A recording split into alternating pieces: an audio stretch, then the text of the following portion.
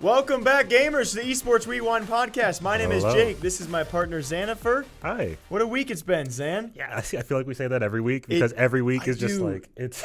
I keep on trying to think of new intros, and I can never think of one, so I'm going to keep on going with that. I mean, the statement is accurate. It is like... It truly always is. What a week here in gaming. But welcome back to Esports Rewind podcast, episode number 21. Thank you all for watching, whether here on Spotify, iTunes. Just welcome back, peeps. You want to get into it, Xan? Yeah, let's jump. Yeah, I'll kick it off, and let's roll. All right, Xan, to start her off, we've talked a lot about loot boxes here on the show. Yeah, And I know you best love thing loot in gaming. boxes. Oh my god.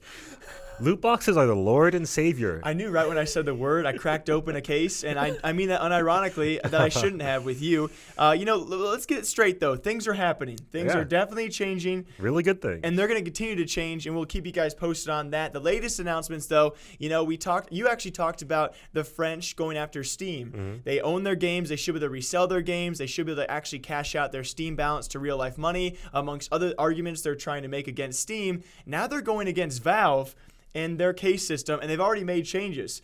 So if you guys were not aware about this, or you're not CSGO fans, they now gave players an item scanner so they know what they're getting before they get it. Yeah, and it's an interesting system, right? Because you don't have an option to say, hey, no, I don't want this, right? You have to discard that case after you So here's look the thing. inside of it. So people think it's abusable. It's not. Valve was actually very smart about the way they did this. Obviously, games are not going to try and give out the best items possible. Pretty much you pay $250 to get the item scanner. Then you can actually scan your first item. But before you can actually go on to scan other items, you have to buy what you first scanned. Right. So you can only ever scan one thing at a time, and you have to pay for it no matter if you want to continue scanning. So it's not really that abusable. It's not that bad, but their movement has now, changed things for the future of other games because, yes, they're kind of avoiding this loot box because is it gambling if you know what you're going to buy? Yes. Yes.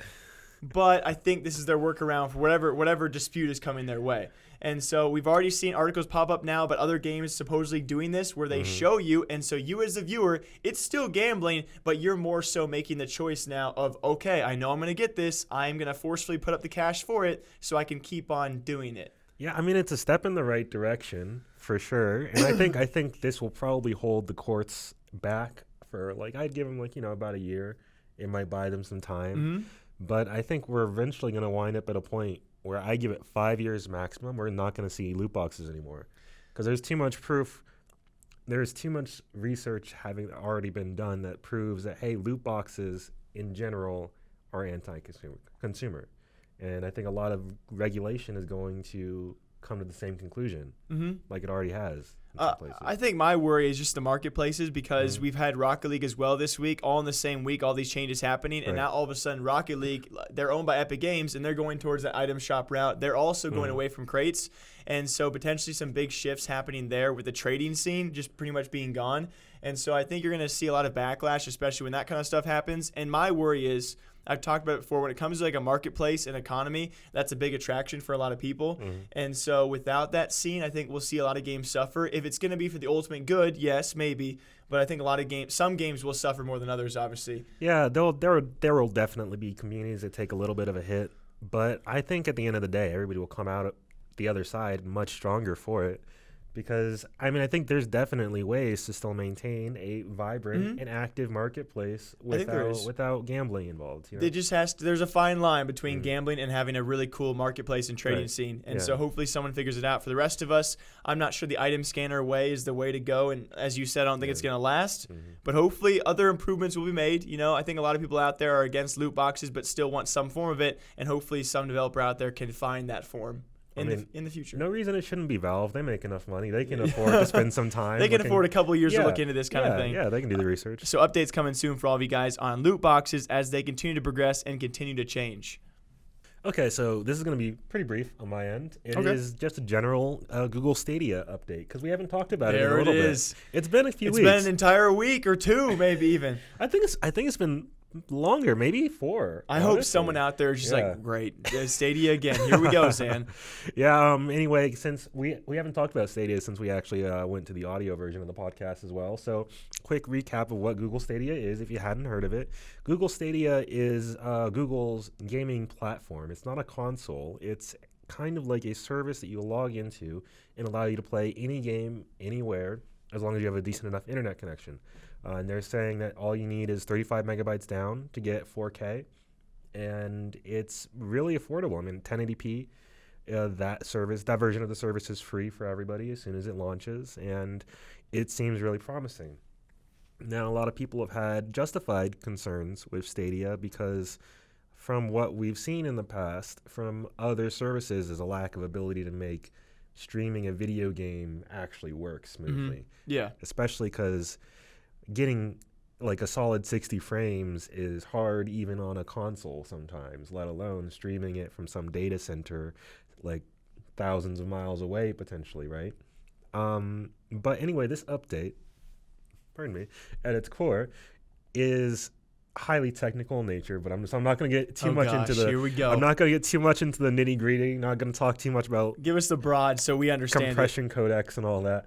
But anyway, there was a new Wired article, an interview with several members of the Stadia team, and it gave me personally a lot of faith, knowing a decent bit about compression codecs and the way streaming and all that works.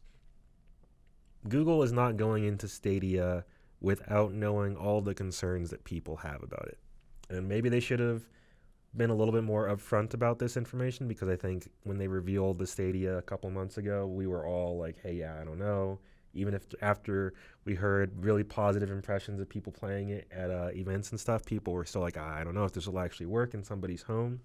But if you are interested in hearing more about how Google is actually taking into account, like, they've got their own compression system going. They've got plenty of new data centers. They're using machine learning to kind of almost predict what data they need to send your way to speed up, or rather to decrease latency even more. And, you know, when is launch going to be, too? It's November. They haven't confirmed what date exactly in November, and I think they're still hammering out exactly how they want to deliver it, right? Although good news is the Stadia pre-orders have already sold out in Europe. Yeah, took a bit of time, but I mean they sold they sold out like a good minute ago. Actually. Okay. Yeah. It's doing pretty well. Have they only sold out in Europe or only Europe? Okay, but so not anywhere else. Not anywhere else, but we have our fair share of doubters out there, Zan. Yeah, we definitely do. But I think they had lower stock for Europe in the first place, I would imagine, because the data situation over there is much different. You're going to run into many more people that are actually stuck at like sub 10 megabyte per second download speeds, whereas like someplace like America, the average is well above like 15, I believe, at the moment. So it's a lot more viable. So your update for Stadia is pretty much don't worry. Yeah, it's pretty much, hey, Google knows what's up. They're going to this latest article from Wired, and I do recommend you give it a look if you're interested in the technical aspects. It gives me a lot of faith on top of all the positive stuff. Yeah, you've already had faith, so we'll see. I mean, it's extra. It's bonus. So for all you Stadia people out there who are already reassured by Zan, be more reassured, and we'll find out. Our next update probably going to be. I mean, when it's coming up. Yeah, so when it releases, probably. Yeah, and first impressions. We both have our pre-orders, so we'll keep you guys posted on Google Stadia if it can live up to the hype that Zan is putting on for it. I think this is a pretty good chance. I don't know. All right, Zan, more of a complex story for the second one. All right. It's dealing with Tfue, and along with that, we actually have more of a speculation piece out there we put out last week. If you guys don't know, the podcast is a bit pre-recorded, so probably last Thursday for all of you guys who are wondering. We talked about this very briefly on the channel. That being, Tfue apparently might have been approached by 100 Thieves. 100 Thieves, one of the biggest brands, especially in North America for esports, but I would say worldwide as well, one of the bigger, well-known brands in esports. When I'm saying brand, I don't mean like the typical esports organization, always competitive. I mean they just have a lot of things going for them in content, in merch, and other deals as well. And alongside the likes of FaZe, which ironically enough, Tfue still kind of belongs to. Yeah. And so he's still on the payroll, right? You know what? I don't know. That's a really good question. I'd love to hear his 2 cents on that. But when it comes to the possibility of 100 Thieves actually approaching him, we saw in a TechCrunch interview one of the 100 Thieves investors, being Scooter Braun, talk about this. He talked about, did not name a name or an esport, but apparently 100 Thieves had approached one of the best players in the world in this esport, And again, no name, no esport given. And apparently they'd actually found out a little bit later on in negotiations. It was set to be done, set to be signed. They found out a bit of a history with this person and choice words being used. And so instantly when he said that, my thoughts had to be Tfue, right? Right. Surprisingly, actually thinking about it, there aren't that many esports players who get caught out using with, let's say, problematic word choice. Yeah, and I mean, there's their fair share. Yeah, there's a good bit. When you look further into it, you look at the profiles that Hunter T would be approaching. Obviously, got to be a pretty notorious name, got to be a pretty big name. Scooter also tells us one of the best in that esport. And then you go back to a history of word choice, all of which would line up with Tfue. There's not many other profiles out there that line up to that, not, especially when it comes to being pro players in an esport. Some people thought XQC, which would work for the sketchier passive word choice. Yeah, but I don't know. I don't know if he'd fit 100 Thieves. Yeah. Again, and he already belongs to an organization just like Tfue. But there was only a few other ideas out there who could possibly be. A lot of people, I think, agreed it could be Tfue. And so my overall, let's just get to the point here, I guess. My question to you is, that's I think a very genius move, especially a genius move that probably will not be recognized because Nadeshot will probably maybe never come out and say that it was Tfue. But we now look 2 months back, and if they would have signed him before this previous September when he actually had an instance, that being Tfue, of saying some things he shouldn't have. Again. Yeah. And so it's kind of a move that probably will never be recognized as a very smart move to make. And my question to you is, do you think that other organizations will kind of follow suit about this as we do hear more stories than ever? And again, there's not that many, but when we do hear pro players saying these words, it certainly hurts the organization. Do you think we'll see not only 100 Thieves, but other orgs kind of follow suit, look into a player's past and not hire because of these kind of things? Absolutely. I think in today's day and age, especially with how much people love to just go look through people's Twitter feeds to find like dirt, to find stuff to like, oh, if I ever want to quote unquote cancel this person, what can I throw at them and say, oh yeah, you said XYZ. I don't think any brand ever wants to see their name in a headline like, oh, FaZe Clan's Tfue says so and so. Yeah, that's just bad PR in a very unavoidable. You got it, man. I keep saying unavoidable. It's very avoidable to just pick up someone who you know is going to represent you well. Yeah, to a certain extent. But obviously they're looking for certain criteria. I thought it was very impressive to see they shut down possibly. And again, speculation that it's Tfue, it could be someone else. I think it's crazy that they turned down potentially offering one of the biggest creators out there, especially name-wise, just for that instance. And so second to last question to you then, how far do you look back? Obviously with some players you wouldn't have to look back very far, but when do you stop judging a player then for what they said when they were, especially with pro players being younger and younger? What if you have an upcoming talent, he's going to be huge for you, perfect fit, but when he was 14, 15, 16 years old, he said these things. Is there then a process of, no, we made a rule, you can't say that, so we can't offer you? Or do you bend your own rules? I think it's got to be contextual in every circumstance. Like if we're going under the assumption that this is Tfue that they were talking about, this is a repeat pattern of behavior within a very short amount of time, very recently, right? Like within the last 1 to 2 years. I think that's fair to say, like, hey, yeah, this is something that's still current to this extent, and Tfue is not the type of person who has expressed the type of remorse towards like, hey, yeah, I might have said something. This is, obviously not what I actually mean, XYZ. I could not see Tfue in a position where he genuinely will stop using this language like in any time soon, unless somebody is like hard, like no, and then even then it might still slip out. And that's got to be a worry for an organization. Yeah, definitely. And I think if we're talking about other orgs and other players, I think we're going to start seeing people look back. Maybe they look back 5 years, so they find something like 3 years older, then they talk to the person about it, as opposed to just nixing the deal. But I do think, in general, esports players and esports fans as well, because you never know when, as a fan, you might become involved in esports in general. everybody kind of has to watch what you put out there publicly. Be very careful. Yeah, everything can come up. It's super easy to, even if you delete something, it's super easy to still find it. Yep, and you made a good point earlier, too, in this kind of moment of cancel culture. I mean, people love that bandwagon no matter how far it stretches back, especially now with esports, hopefully on the rise still. It doesn't take much to spark a flame against you. And so just got to be careful. And I guess lessons to anyone else listening out there who's an up-and-coming player, creator, anything inside, any scene you want to pursue, social media will always come back to you. So just be careful. And, glad we had your 2 cents on that. Yeah, thank you. All right, Jake. So, I'm a huge Destiny guy. I know you are. Yeah, that's my jam right there. Yeah, you are. Destiny is like my forever game. Honestly, if somebody looked at my brain was like, I want to make a game for Zan. It'd be Destiny something, whatever. It'd be Destiny. If Destiny had a fighting game inside of it, I would not ever play anything else. You'd probably quit your job. Jesus. If you guys don't know Zan, Zan thinks Destiny is also destined for esports, which is another topic. I don't know that I think it's actually destined for esports. I just want my favorite game to also be esports. Fair enough. Yeah. So what you got for Destiny? It was a big week for Destiny. Yeah, it is almost too big. Yeah, exactly. That's what I'm about to talk about. It was too big for a little bit.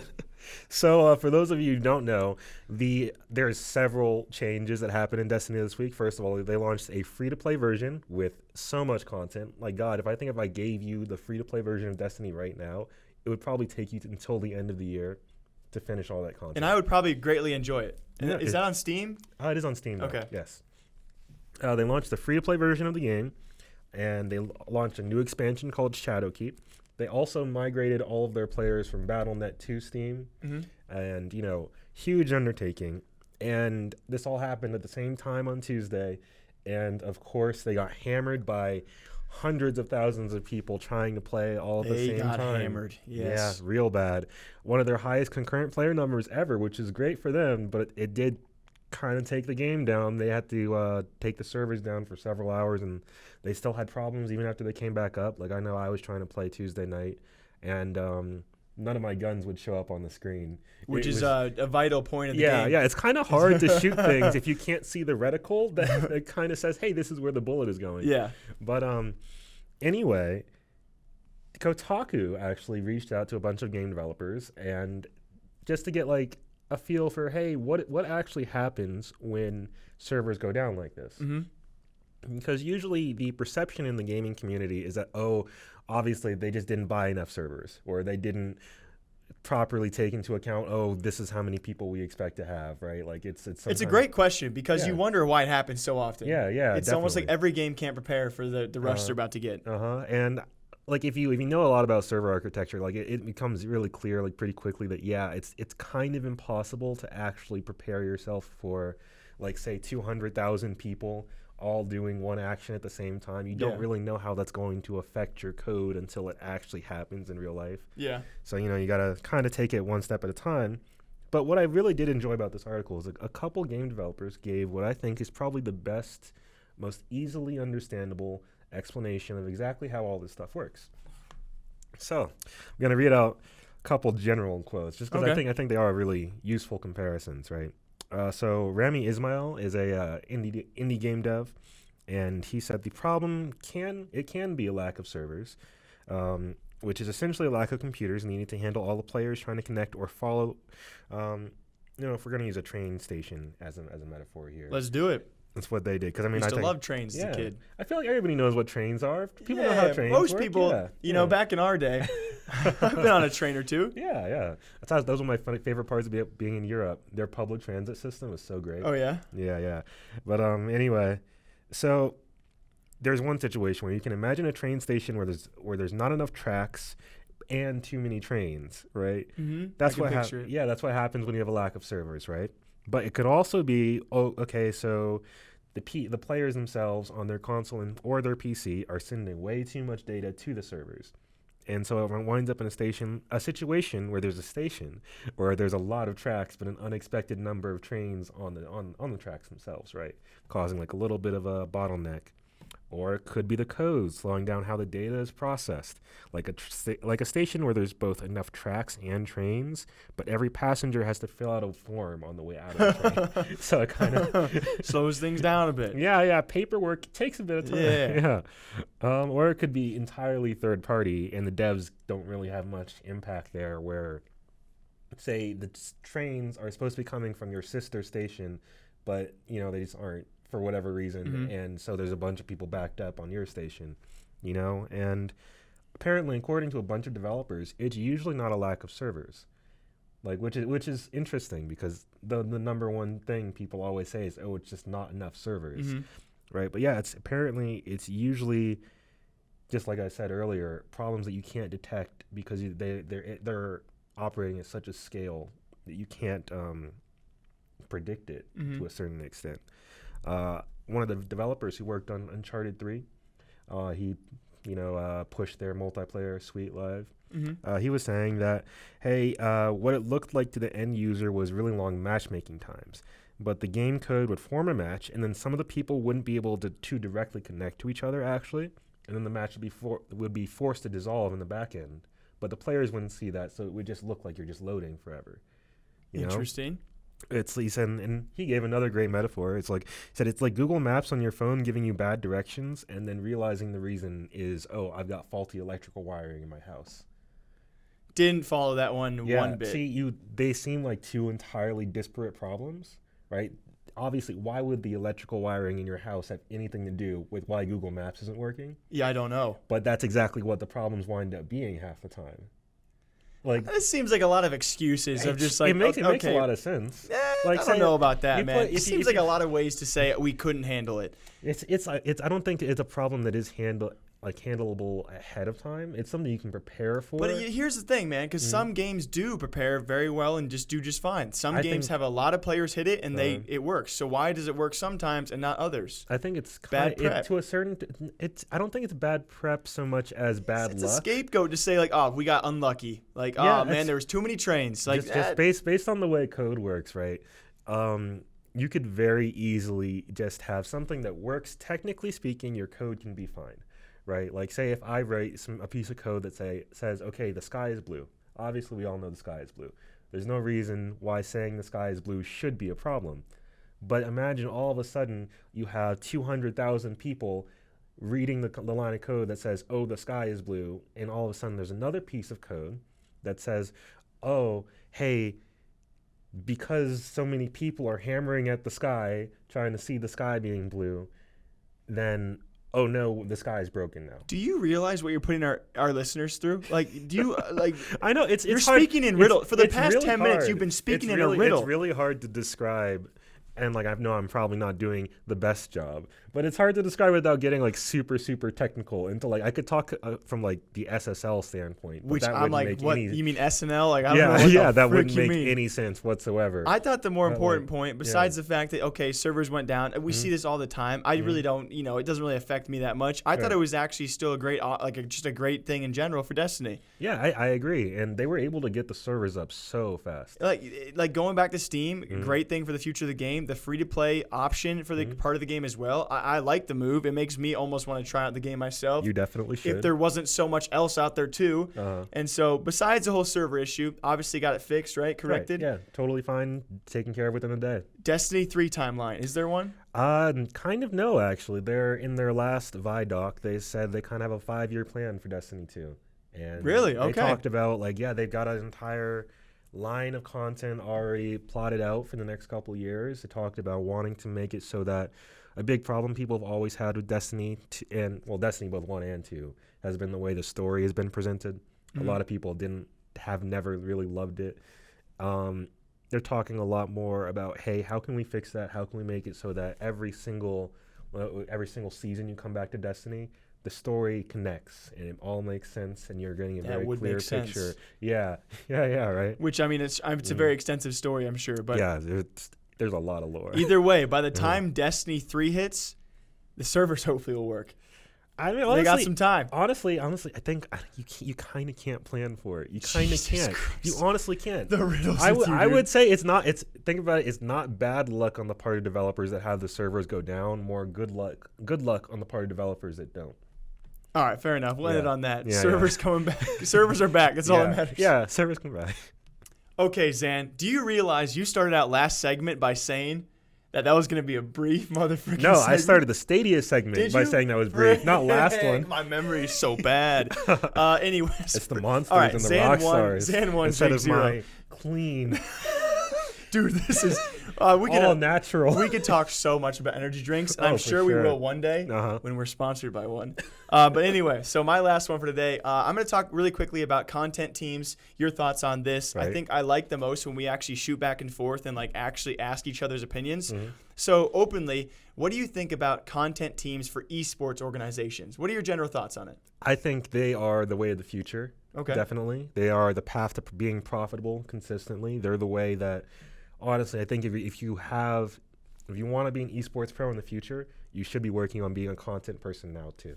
I really like the way you word things a lot here, and that especially. Yeah. Because a lot of the things you say kind of attune to what I'm trying to get to, and that's we're not only talking about 100T and how they signed the mob. We've talked about them at least a little bit between you and me. We also have FaZe. I really do think when it comes to content creation and view-wise, maybe not the things that some people don't enjoy, but every team does it differently. When it comes to brand and actually view power, FaZe is one of the top dogs. No one can deny that. There's a great reason why FaZe has so many celebrities and influencers signing on board. And FaZe Global will certainly be something we talk more about here. They do a great job of bringing in the viewership, and with that, partners and signing new people. And then also what I want to talk about mainly is NRG. They've made a lot of great moves. Right. Recently, as of last week, they actually signed TST, Team Summertime. You didn't really know who they were, correct? Yeah, see, the thing Which is not a bad thing. Yeah, I knew all the people who were involved, but I didn't know they had like a team. Yeah, a team within a team. And obviously most notable is Hitch, formerly of Optic. And but with that, I actually called it one of the biggest content signings of the year, which I had to be bold for the title. Yeah, of course. I personally do believe it. Gotta come in a little hot, be a little spicy. At least I'm not cap locks every other word, and these titles that are like, NRG signed TST and blah blah blah blah. It's like biggest content deal ever. Destroys 100 Thieves. Nade shot cries. Dude, you need to make our titles. But I really do agree with you in the sense that we've talked about it before with FaZe, 100T, a few other orgs as well. You have to be multiple faceted. Absolutely. Is that the right word? Multifaceted to actually survive in the prolonged future. These brands are bringing in sponsors not only based off their competitive players, because FaZe and 100T don't have that many competitive teams. Right. I think 100T literally has content creators. They have a few Fortnite guys, and they have a League of Legends team. And the rest is content, streaming, brand, merch. Right. All the stuff that actually makes them money. Yeah. And so I think you are so right when you nailed it when you say the future. If you want to survive the long-term future of esports, you need to split your direction and actually have your players that you sign. If they're going to be players, they have to be involved in multiple things. Right. Whether Absolutely. It's team content, personal streams, whatever you can do. Obviously, a lot of these organizations are going in several different directions for a reason. And so I like the way that you think about the content teams. I'm just curious, one last question for you. Shoot. Is do you think these heavily team-based orgs, when's the time to actually transition? Because we're seeing now. A few, but I feel like we're not going to see all of them do it until maybe it's... Definitely not. I don't think we're going to see them do it until it's absolutely too late. Because honestly, I think the current players on teams aren't in a position where they can just make the switch, right? Because most of their time right now, obviously because of how they've done things in the past, is probably focused on purely like, oh, let me scrim, oh, let me, play with my teammates, let me not go on stream and show my tactics or whatever. Like I think a lot of teams are probably concerned about, let's say we have Jensen play some League on stream and he's playing a lot.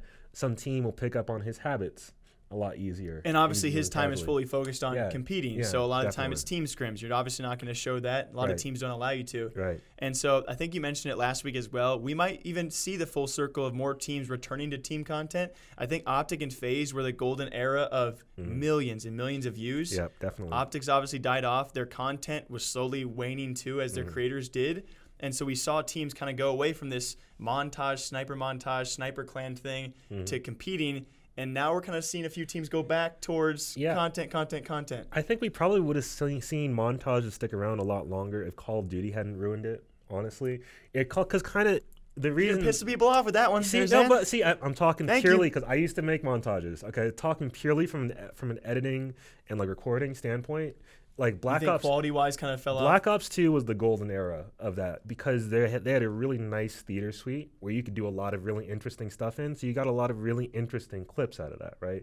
Because let's say you can only show too many straight 360s into a no-scope before it gets boring, right? Yeah, but the Black Ops 2 theater made it really interesting where you could say, oh, he's going to start the 360, then we're going to pull the camera back or something. We're going to do 3D. We're going to take the models and do interesting stuff there. And then newer Call of Duties has kind of made that infinitely harder. I think Fortnite isn't super friendly for that, too. I think a lot of today's games don't make as good montages as older ones do. Honestly, I would not be surprised if we saw a return to that if a game came out with a good theater mode or something like that. All of a sudden just a lot of montages. Yeah, because you can do a lot of creative stuff with that. So I think at the very least we can both agree. We think that teams should be turning more towards content, and we could be seeing that a little bit. Yeah, definitely. And we're gonna see who can actually execute it to the best of their ability and do it successfully. So in the office, we've been talking a lot about lately. What other games we should cover on occasion, right? Like today, you just put up the first. Was it our first FIFA video? It might have been our first FIFA video. Very potentially so, right? And because we honestly we put out so many videos every day, we don't have too much time to branch out into other games that we aren't super familiar with. Just because there's so much going on in esports. Tough. Yeah, and we're a small team. And but anyway, by that same pension, a lot of people have been saying we should get into PUBG Mobile. I know. Oh my gosh. Dude, so many comments just about mobile in general. Yeah. But sorry. And honestly, after I looked a little into it, and I'm kind of on board in a weird way. I knew you were going to say that. Yeah, because if you just look at the pure numbers, if you look at the pure numbers, it doesn't make any sense, right? Just for comparison's sake, PUBG Mobile has over 400 million users, just in total, not just registered, like using it in general, right? Crap. It's a lot of people. Yeah. Is 400 million even a number that's conceivable on the side of your head? Like, imagine seeing 400 million people. It's like I couldn't even fathom. Yeah. Although I will say there are quite a few games around those numbers, but they're not mobile. Like you just don't picture it when you say phone. I don't picture 400 million people. Yeah. See, the thing is, you would think because I definitely thought a lot of games are near that 400 mil. Apparently, they aren't. Fortnite is only at a little over 250 million. Really? Fortnite. I guess you got to think about how new it is. All right, so it is pretty new still. PUBG Mobile is new too. That is also a fair point. Those numbers don't include standard PUBG at all, and those numbers include all of Fortnite. It really makes you wonder where these numbers are coming from, man. I mean, a lot of it is China and India. Especially. So dude's got 6 phones. Yeah, playing I would all not different be angles. Surprised. Yeah, he's playing a whole PUBG squad. Yeah. He doesn't have a 4-monitor setup. He's got a quad phone setup. Yeah. Just like honestly, just like one controller with 3 phones mounted on top. That's probably a thing in stores. Probably. Honestly, You're somewhere. Just bought in 6 accounts at once. Yeah, I mean, it's honestly, it's wild. If you just look at the a couple more of the numbers in May of this year, PUBG Mobile made $146 million. Versus Fortnite made $203 million across all platforms. Once again, across all platforms, and PUBG just chilling in mobile, like, oh, hey, what's good? And Call of Duty Mobile looks like it might be going the same direction. Yeah, it could be actually pretty positive from reviews so far, besides the AI. But yeah, the AI and the microtransactions are mildly concerning, considering it's been 2 days since COD Mobile came out, and there's already been $2 million spent on microtransactions alone. Over 20 million downloads of the game. Why can't people spend that kind of money on us? Yeah, right? Because we're worthless. And to add to that really quickly as well, Crossfire is also on mobile. Yeah, very successful. So they just got their league. Yep, they got their franchise league for mobile. A mobile franchise league, bro. You say every time we mention one of these games, all the numbers are wild. Then you got to remember, Tencent owns all of this. Oh, they do? Yeah. Oh, of course they do. God, I love talking about Tencent. Tencent is crazy. Everything we just talked about is tied to Tencent. And they're just raking it. They're just chilling in the corner like, yeah, that's all right. We'll have this competition Dude, between all the games that we own. We haven't even talked about League of Legends Mobile, which they had a hand in. Yeah. They literally go, oh, let's take that main game, put it on a phone, and we'll just make bank that way. Yeah. God. I mean, they straight up own, right? I didn't know they actually own. Oh, I don't know too much about them because they scare me. Yeah, that's fair. And I mean, you got to take into account, obviously, a couple caveats with the mobile industry. A huge thing that's kind of boosted it is the fact that video game consoles were illegal in China up until 2015. Okay. Yeah, I did not know that. So Yeah. So that definitely boosted mobile numbers over there, and that is one of the largest markets for it. Mm-hmm. But even if we just think in terms of who plays video games, you got a breakdown of, at least for America, so 67% of Americans play video games at all, period, right? 67% of Americans? Yep. Woo! Yeah, it's a pretty good number. Yeah. That's pretty high. We're on the come up. But, 90% of those people play games on a smartphone. 90%. 52% play on PC, 43% play on console, and 9% play on handheld. And, of course, there's a little crossover because some people play on multiple things. Oh my gosh. But 90%. We're in the wrong market. Yeah, right? And you know what? It's only going to get larger with stuff like Stadia that allows you to play actual AAA games on a phone. And you think about it, like phones are generally, I would say worldwide compared to PCs and consoles, more accessible. Oh, definitely. Everywhere. Yeah, basement, living room, laundry room, in the car. You can just carry it with you. Like even like I'd say a Nintendo Switch is pretty portable, but it's not like, oh, let me just slip it into my pocket and go. Play on your phone underwater. Yeah. Yeah. There are so many. Yeah. We need to do that for a video. Yeah, PUBG. All right, copyright. Don't TM. Oh, I forgot about that. Trademark. I mean, dude, I almost did not want to talk to you about this because then I realized, wow, what have I been doing? Like pursuing PC and console games. Imagine viewership on mobile. The giant other question is, though, when it comes time for mobile viewership, the esports side of it. Yeah, exactly. Which they have their fair share of esports, even a franchise league already being set up for mobile games. Right, yeah. This very well could be the future. I think at least a large portion of it. I think it's definitely going to be. Yeah. Because especially if more companies take up the Google approach of offloading the stress from your phone. Because apparently, because I didn't know this, and I think this definitely factors into why Fortnite isn't doing nearly as well as PUBG Mobile, is that PUBG Mobile is really low intent. It doesn't have a high requirement for phones. It's super easy for like most entry-level phones. They can still play PUBG Mobile, but that and the game aspect. Yeah, the game. Well, yeah, obviously building on a phone would be kind of difficult. But apparently, Fortnite is really stressful intensive. on your phone. Yeah, it'll really you have to kind of have a gaming. If we have top level streamers on top PCs lagging in Fortnite, I can't imagine what a mobile user is going to go through if they're trying to crank. If I try to open that up on my old Galaxy, my phone would probably explode. Your battery's literally ticking down in battery percentage. Yeah, every second. Like, okay, this game better end fast. All right. I got 100 seconds to kill everyone. I got 100 seconds to win this game. But yeah, I mean, it's definitely going to be interesting. We've had rising number of comments say cover this mobile. Right. We're trying to. It's just a matter of angle of how to cover it. Yeah, exactly. I would love to know how much interest there actually is in terms of seeing like mobile stuff like this covered, because I think a large part of the draw of mobile is playing it yourself, a little bit more so than I feel console and PC is to a certain extent. You're definitely not going to be teaming up as much on phone, if that's what you mean. I can see that, players who want to play on their own, or accessibility as well, and stress. There's a lot of reasons that we already talked about. And so we're going to see where it progresses to in the future. And I cannot wait, because we look at a PC game, and Fortnite was that PC game that really took gaming off for PC and console. What's going to be that game? Because we already have PUBG Mobile. We already have Mobile Legends. We already have Crossfire Mobile. What's going to be that game? I mean, honestly, for mobile, if it's not PUBG, like, what's the next step? I think it already is PUBG almost. I mean, it'll be PUBG 2 is what it'll be. But like, you have a lot of people like you and me who just don't believe it. So imagine like that level of game, because the basis is already there. The basis, I would say, for mobile games is already that much higher. Fortnite was boom, new basis. So what's going to be that for mobile? That could be like the new point. Honestly, I don't think it'll be an esports thing. I think it'll probably be some like game like a Clash Royale kind of thing. Like no, not even like anything like previous phone games that you would generally associate with playing on the phone. Like there's this game that came out a couple weeks ago. If any of the viewers have heard of it, it's called Sayonara Wild Hearts. It's essentially No, have you not?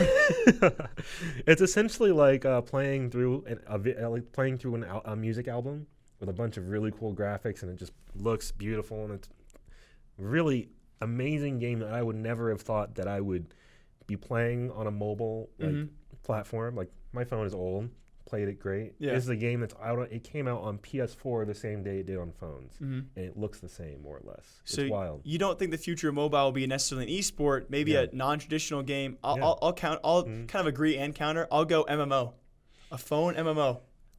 Maybe. MMO players love to be able to play from. I feel like we're taking too long on this, but they love to be able to play from anywhere, anytime. Once we got Stadia stuff set up, definitely I could see that. Yeah. Once it's not putting so much of the burden on phones and it's more on servers. Man, especially with 5G on the way. The future going to be mad. 5G dude. is going to be crazy. The future's going to be crazy, and it might just be mobile. Jake, I just said we were going to hit it with the outro, but I got a surprise for you. Oh, no. We got a Randy watch. Yo! Yeah, it's been a minute. Randy watch. Yeah. Run it, Pete. Run it. Randy watch. Yeah, so for those of you who are new to the Randy Watch, we like to talk about one of the most interesting figures in game design. That's one way to put it. Yeah, I'd say he's fascinating. He's certainly up there. Yeah, Mr. Randy Pitchford of Gearbox and Borderlands 3 fame. Anyway, so really, really brief recap. Randy's been locked in a legal battle with his former legal counsel. The legal counsel, Wade Callender, was alleging that Randy essentially redirected $12 million of funding that was going to go to the video game company into his own personal company, that he left a USB drive with a lot of sensitive information as well as some less than savory materials, let's say. Inappropriate material. But it was on the USB stick. But it's a magic trick, he swears. Yeah. He was only interested from a magic perspective. Yep. Yeah. Of course. Yeah. And several other things. Anyway, he's done a lot of weird things, a lot of wrong things. Yeah. So what about him? Anyway, so the lawsuit's over. It's done. The two of them came to an agreement and they settled. So I mean, at the end of the day, Randy got away. And I'm not convinced. Sly, Randy, Sly.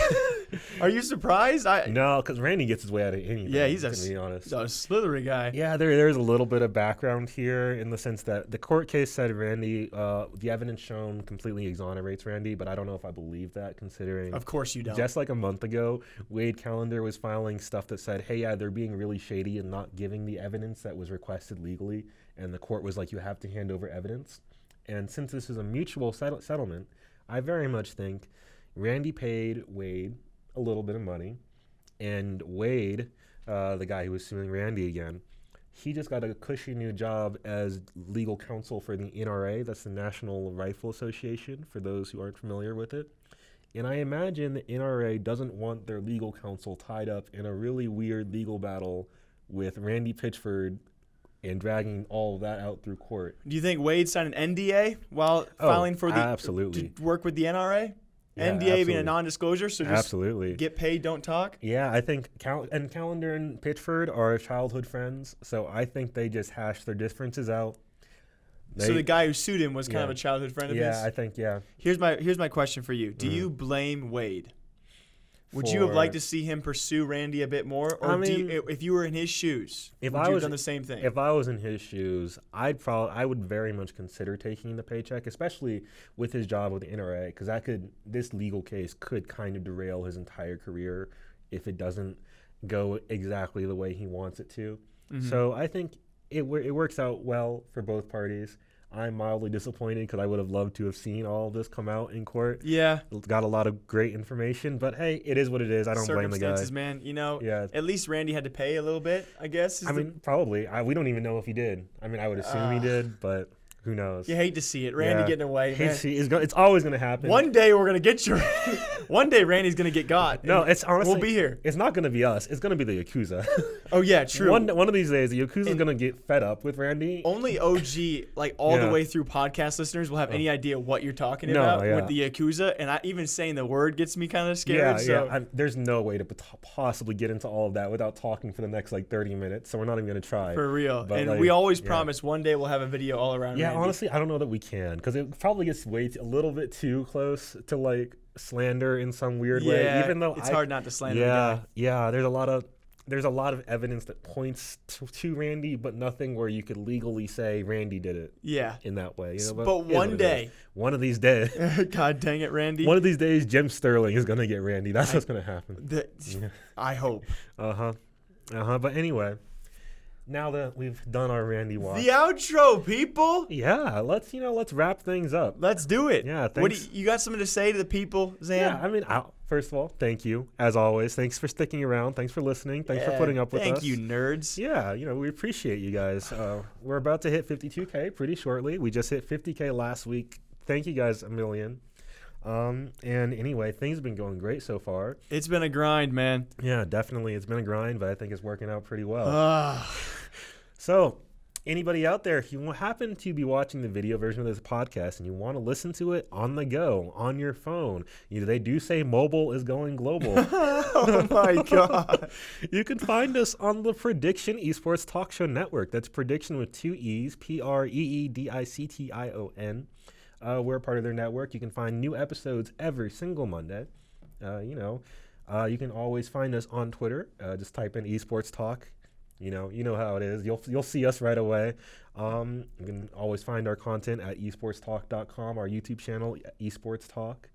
Yeah, we upload 5 to 6 videos a day now. It's seemingly the average. So if you want to see me, you guys come on. You want to see a lot of Jay. Yeah, you want to see too much of me, stop on by. But yeah, as per usual, thank you guys for watching. Really do appreciate all of you guys here on the podcast. We got some highlight clips coming each and every week from the podcast as well. Just in every case, single weekend, usually. Yeah, people don't, because we talk about some good stories. So thank you guys, as always, for listening to Esports Rewind Podcast. Guys, we'll be back here same time next week. Until then, take care of yourselves. We'll see you then. Thanks for watching.